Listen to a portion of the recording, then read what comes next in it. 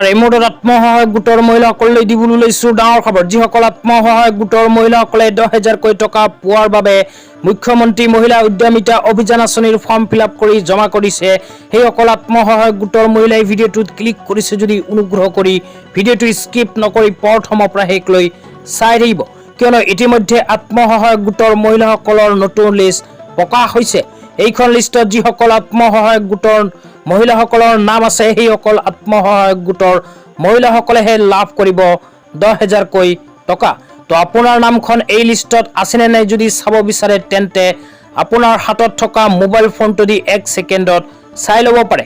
তো কেনেকৈ চাব এতিয়া আপোনালোকক বিস্তাৰিত জনাইছো, অনুগ্ৰহ কৰি ভিডিঅ'টো স্কিপ নকৰি প্ৰথমৰ পৰা শেষলৈ চাব। আৰু মোৰ চেনেলত নতুন হ'লে প্লিজ চেনেলটো ছাবস্ক্ৰাইব কৰি মোৰ লগত থাকিব আৰু ভিডিঅ'টো শ্বেয়াৰ কৰি আপোনালোকৰ বন্ধুবৰ্গকো চোৱাৰ কাৰণে সুযোগ প্ৰদান কৰিব। তো বলক ভিডিঅ'টো আৰম্ভ কৰি আত্মসহায়ক গোটৰ মহিলাসকলৰ লিষ্টখন কেনেকৈ চাব লাগিব নিজৰ নিজৰ মোবাইলত বিস্তাৰিত জানি লওক। তো ইয়াৰ কাৰণে প্ৰথমে নিজৰ মোবাইলৰ ক্ৰোম ব্ৰাউজাৰটো অপেন কৰিব। ক্ৰোম ব্ৰাউজাৰ অপেন কৰি সাৰ্চ বাৰত কি লিখিব লাগিব আপোনালোকক বিস্তাৰিত জনাই আছো। তো সাৰ্চ বাৰত জাষ্ট লিখিব SAG লিষ্ট আসাম। তো SAG লিষ্ট আসাম লিখি আপোনালোকে নিজৰ মোবাইলৰ ক্ৰোম ব্ৰাউজাৰত প্ৰথমে সাৰ্চ কৰি দিব। সাৰ্চ কৰি দিয়াৰ লগে লগে আপোনালোকৰ সন্মুখত এনেকুৱাকৈ ইণ্টাৰফেচ আহি যাব। ইয়াতে দুটা অপচন আপোনালোকে চাব পাৰিব। প্ৰথম অপচনটোতে লিখা চাব পাৰিব SAG কেটেগৰী উইচ, তাৰ তলত লিখা চাব পাৰিব block wish SAG and member details. তো ইয়াৰ মাজৰ পৰা প্ৰথম যোনটো অপচন আছে SAG কেটেগৰী উইচ, তো SAG কেটেগৰী উইচ অপচনতে কিন্তু আপোনালোকৰ ক্লিক কৰি দিব লাগিব। তো ইয়াতে যেতিয়া ক্লিক কৰি দিব, ক্লিক কৰি দিয়াৰ লগে লগে আপোনালোকৰ মোবাইলটো অকমান লোডিং হ'ব। লোডিং হোৱাৰ পিছত আপোনালোকৰ সন্মুখত এনেকুৱাকৈ অফিচিয়েল ৱেবছাইটটো অপেন হ'ব। তো ভাৰত চৰকাৰৰ অফিচিয়েল ৱেবছাইট এইটো কিন্তু আপোনালোকৰ সন্মুখত অপেন হৈ যাব। ইয়াতে লিখা চাব পাৰিব government of India ministry of rural development. তো অফিচিয়েল ৱেবছাইটটো অপেন হোৱাৰ পিছত স্ক্ৰল ডাউন কৰি অকমান তলত আহিব। তলত আহিলে ইয়াতে ভাৰতৰ গোটেইকেইটা ষ্টেটৰ নাম কিন্তু আপোনালোকে পাই যাব। তো ইয়াতে 2 নম্বৰতে লিখা চাব পাৰিব আসাম। আসাম যে লিখা আছে, আসামৰ ওপৰত আপোনালোকে ক্লিক কৰি দিব। তো 2 নম্বৰ অপচনটোত যেতিয়া ক্লিক কৰি দিব, ক্লিক কৰি দিয়াৰ লগে লগে আপোনালোকৰ সন্মুখত এনেকুৱাকৈ আৰু এখন নতুন ইণ্টাৰফেচ আহি যাব। তো আপোনালোকক দেখুৱাই আছো এনেকুৱাকৈ এখন নতুন ইণ্টাৰফেচ অহাৰ পিছত স্ক্ৰল ডাউন কৰি আপোনালোকে আকৌ তলত আহিব। স্ক্ৰল ডাউন কৰি অকমান তলত আহিলে ইয়াতে লিখা চাব পাৰিব ডিষ্ট্ৰিক্ট নেম। তো অসমৰ গোটেইকেইটা ডিষ্ট্ৰিক্টৰ নাম কিন্তু ইয়াতে আপোনালোকে এটা এটাকৈ চাব পাৰিব। তো স্ক্ৰল ডাউন কৰি অকমান তলত যাব। স্ক্ৰল ডাউন কৰি অকমান তলত গ'লে প্ৰথম পেজত আপোনালোকে অসমৰ 10খন জিলাৰ নাম চাব পাৰিব।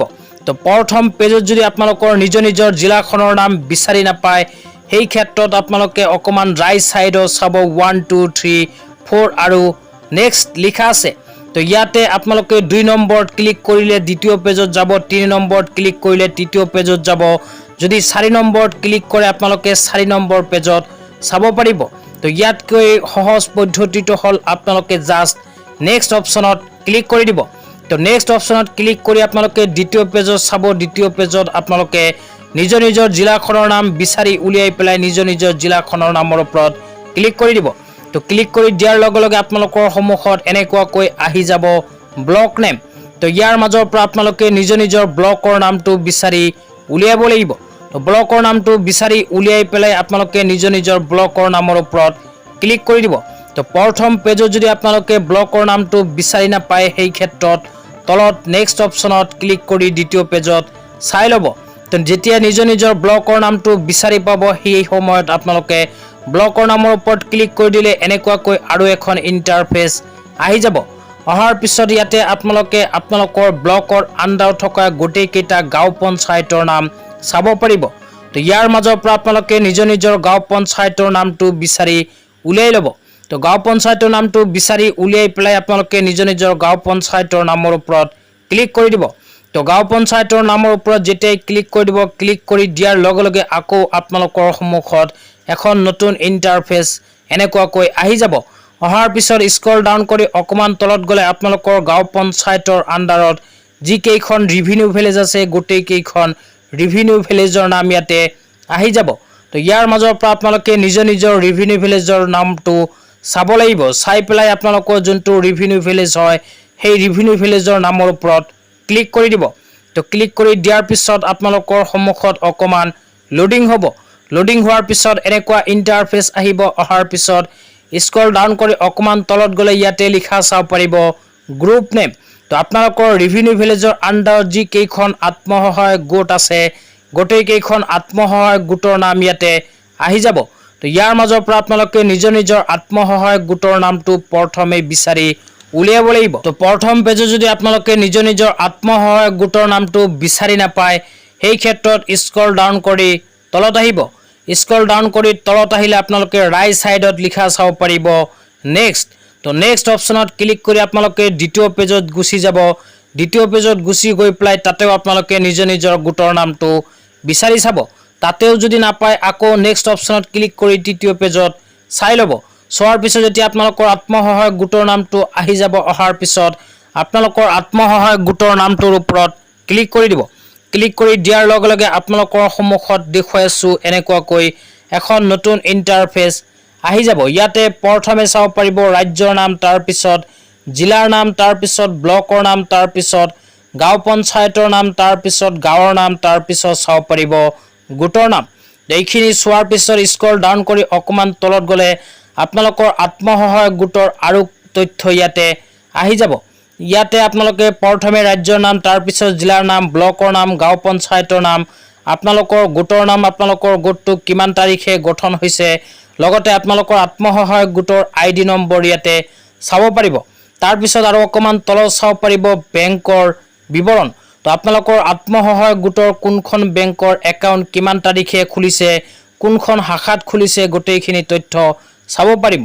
আৰু অকমান স্ক্ৰল ডাউন কৰি তলত আহিলে আপোনালোকৰ আত্মসহায়ক গোটত যিকেইজন সদস্য জড়িত হৈ আছে গোটেই কেইজন সদস্যাৰ নাম ইয়াতে পাই যাব।